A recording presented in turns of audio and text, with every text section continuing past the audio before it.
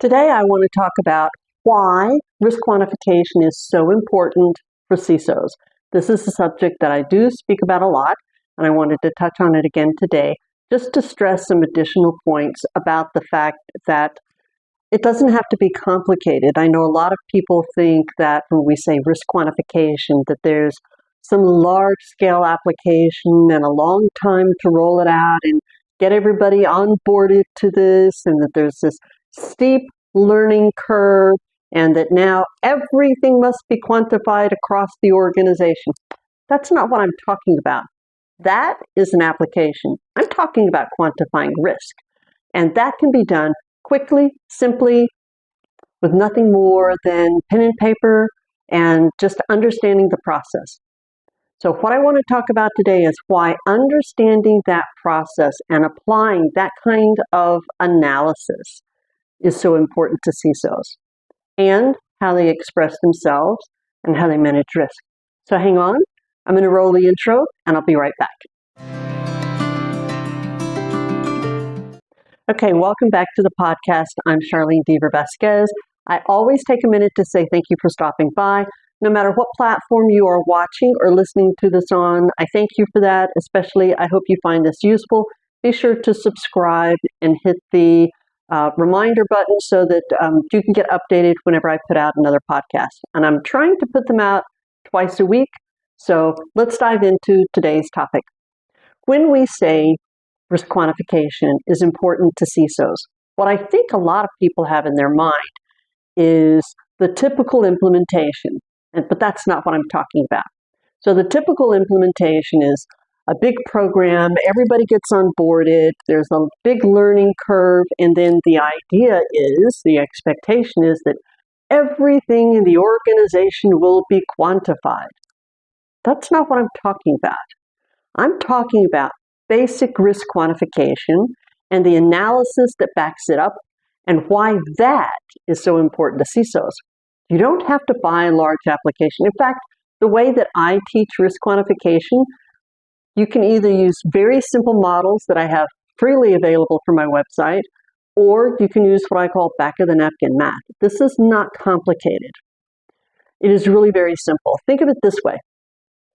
Risk quantification is all about how to express some level of uncertainty about a risk, the likelihood that it will be leveraged against you, or the event occurring. That's basically it.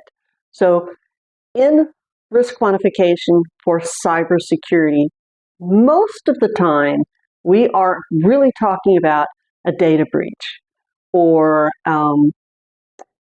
a vulnerability in our network. It could be something that is unpatched. It could be a configuration. We're generally talking about how those things might be leveraged against us as we try and protect the network against the bad guys. So generally the event that we're talking about is some sort of incident, compromise, data breach, malware, any of those kinds of things. Now, this also applies to evolving threats like AI, insider threat.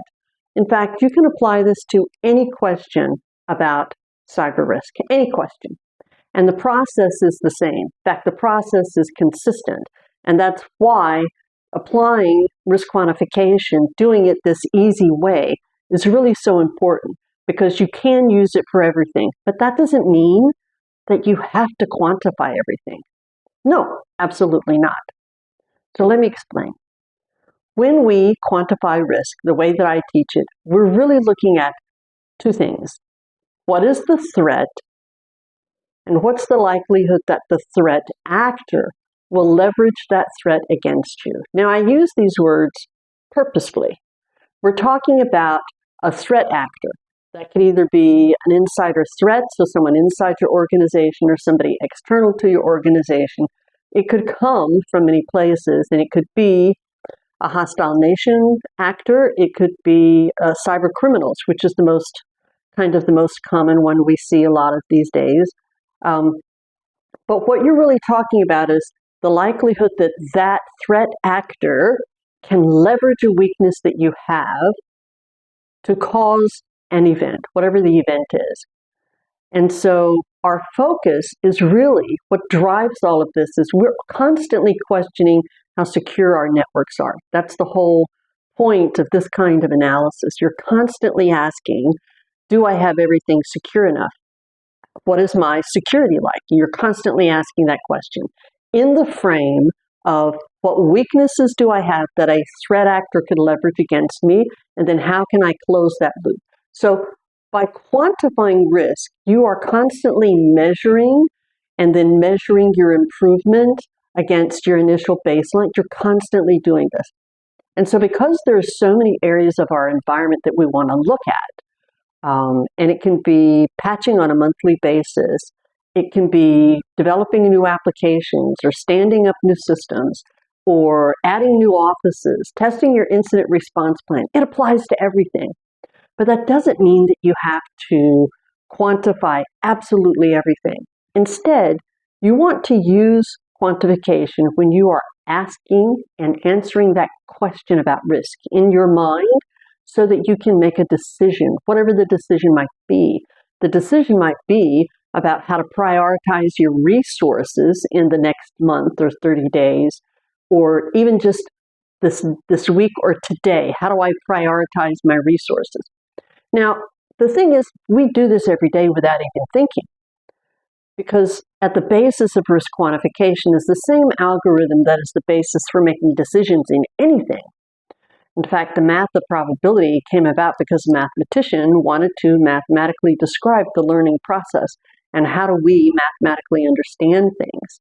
And so the math is just a representation of something we already do without thinking about it. One of the comparisons that I like to use is the weather. Now, everyone has a different risk appetite. If the weather says 50% or more chance of rain, I'm probably going to take an umbrella. Somebody else might not want to pick up the umbrella until it's 75 or 80% and they're very, very certain that it's going to rain. Then they'll pick up the umbrella. Some people won't ever. They'll just say, oh, I'll miss it. It won't bother me. That has more to do with your risk appetite than it does the act of evaluating and quantifying the likelihood that it will rain. So when we are quantifying risks, we're really doing the same thing. We're saying, what's the likelihood that I have a weakness, this weakness, or a way to evaluate this weakness, and the likelihood that that weakness will lead to an event, an incident, malware, whatever the event is. And those kinds of questions come up all the time. Phrased another way, we also might ask questions like, what is the risk in my incident response plan? Said another way, we might say, how good is my incident response plan? If I'm looking at my vulnerabilities, I'm asking, how effective is my patching? Said another way, have I closed all of the serious weaknesses in my systems and patches and so forth?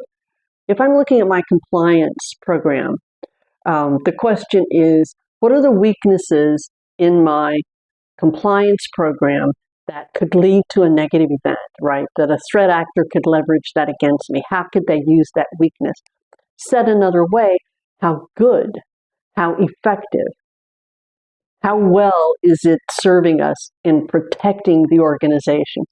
These are all just variations of the same questions, like looking at the other side of a coin. We're really just saying it a different way. And so what crosses your mind as a question about how good, how well, how secure your networks are, or your policies, or your procedures, or your incident response, or anything, right? The configurations of your workstations, whether or not you should use smartphones or allow people to bring their own device, whether or not you should adopt AI and how you should adopt AI. All of these questions are variations of the question that you're trying to make a decision, wondering how effective your security is. And every time you have that kind of question, then risk quantification is a great way to answer it, because in all of these, you have some uncertainty. Risk quantification is all about how do I make a decision when I don't have all the facts I'd like to have. I have some uncertainty. That's when risk quantification is effective, because by using a range of uncertainty represented in numerical values, you can do some very basic math and you can quantify the risk. All you have to do is develop a range around the threat, what is my weakness, and the likelihood that a threat actor could leverage that against you. And the likelihood requires you to take a little bit of a look into, where is that threat? What system is it on? What's the protections around it? Okay, how easy would it be for a threat actor to access that? If it's something that's on a system that's deep inside and it's on development, it has no internet connections, that kind of environment, and it doesn't contain any relevant data, it's just a testing environment, then the risk is very low. And the likelihood that a threat actor could get to it might be very low. Depends on how the developers operate, right? If that system is inside my network, but they're doing a lot of stuff over the internet without good protection, then that's a different answer, okay? But it requires us to ask questions. That's the analysis. And that is actually the most important thing that we get out of quantifying the risk. It's not about the numbers. The numbers are only a way for us to do a very basic math equation.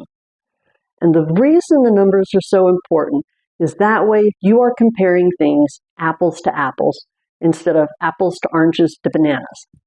Because that way everything is expressed in the same numerical ranges that all have the same labels attached, very low to very high, 5-point scale, 20 points on each of those ranges is 0 to 100. That's all. The math equation is very simple. So quantifying the risk itself is not complicated. What has happened is that we've allowed in the industry for it to become complicated, and then it becomes overwhelming, time-consuming, expensive, cost-prohibitive, and complicated, and nobody wants to use it. And then we lose the value of using this very basic decision-making process in order to quickly do an ad hoc analysis, but frame it in terms that are very beneficial. And here's the reason it's so beneficial. As a CISO, you're constantly making decisions, and these need to be represented and communicated up to leadership. Leadership, making decisions at that level and at your level as well. You want to make decisions based on analysis with a process that is repeatable, transparent, and easily understood. And by applying this process and applying this method, you meet all of those criteria. Otherwise, you have a qualitative, which is nothing more than an opinion without the analysis behind it. Does this make sense? It's not that quantitative numbers are better than qualitative labels. It's that to quantify the risk, you must go through the analysis process. You have to justify the numbers and the ranges that you associate. That's the value of quantifying risk. It's not that numbers are better than labels. They're the same. It's the analysis process that's behind it. And it's by doing something that is easily understood, repeatable, and transparent, and that changes it from somebody's opinion with no analysis other than their opinion to being something that will withstand scrutiny and that you can then more comfortably defend in communications with executives and other stakeholders. Okay, I hope that has made the point about why risk quantification is important to CISOs, and that it's not necessarily what many people think of as a typical implementation of risk quantification. Instead, it is a deeper understanding of the basic process and principles, and they can be applied easily in an ad hoc fashion anytime you want to ask and answer a question about risk. I'll see you in the next episode.